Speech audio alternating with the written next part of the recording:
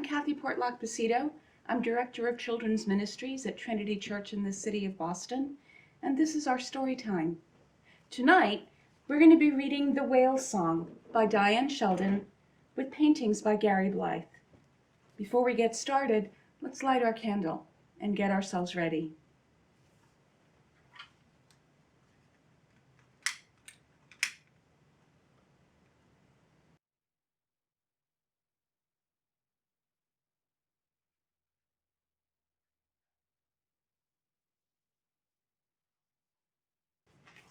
The Whale Song.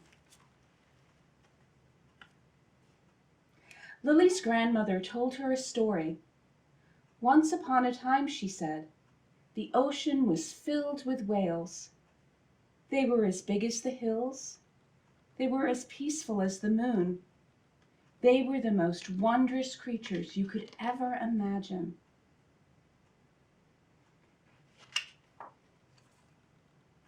Lily climbed onto her grandmother's lap. I used to sit at the end of the pier and listen for whales, said Lily's grandmother. Sometimes I'd sit there all day and all night. Then suddenly I'd see them coming toward me from miles away. They moved through the water as if they were dancing. But why did they swim to you, Grandma? Asked Lily. How did they know you were there?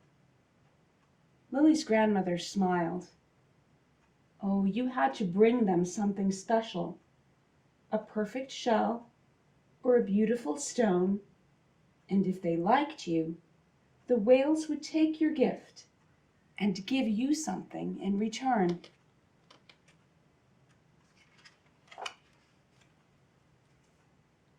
What would they give you, Grandma? Asked Lily.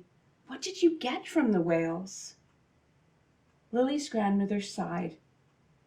Once or twice, she whispered, once or twice, I heard them sing.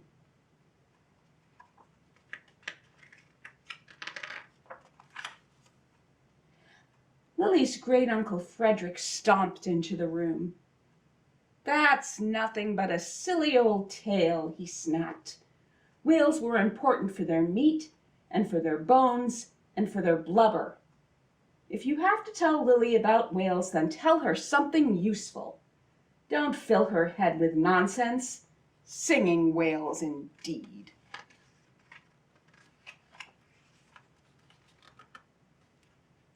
There were whales here millions of years before they were ships, or cities, or even cave dwellers, continued Lily's grandmother. People used to say that they were magical. People used to eat them and boil them down for oil, grumbled Lily's great-uncle Frederick. Then he stomped back out of the room. Lily dreamt about whales.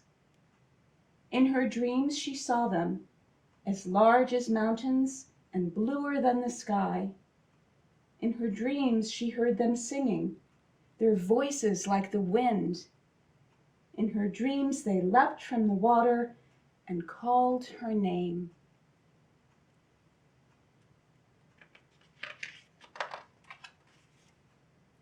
In the morning, Lily went down to the ocean, to the place where no one fished or swam or sailed. She walked to the end of the old pier. The water was empty and still. She took a yellow flower out of her pocket and dropped it into the water. This is for you, she called into the air.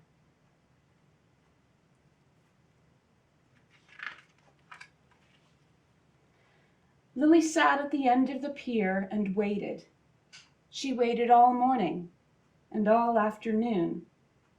Then, as dusk began to fall, Uncle Frederick came down the hill after her. Enough of this foolishness, he said. Come on home. You can't be dreaming your life away.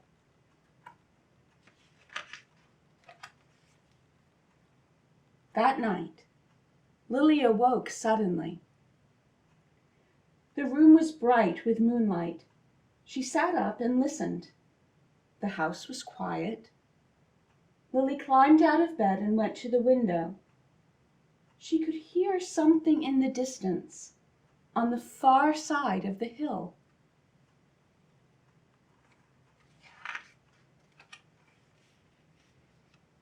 She raced outside and down to the shore. Her heart was pounding as she reached the sea. There, enormous in the ocean, were the whales. They leapt and jumped and spun across the moon.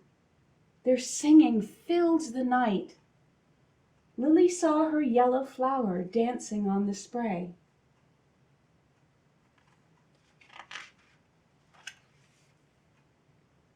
Minutes passed, or maybe hours. Suddenly, Lily felt the breeze rustle her nightgown and the cold at her toes. She shivered and rubbed her eyes. Then it seemed the ocean was still again, and the night dark and silent. Lily thought she must have been dreaming. She stood up and turned toward home. Then, from far, far away, on the breath of the wind, she heard, "Lily! Lily!" The whales were calling her name.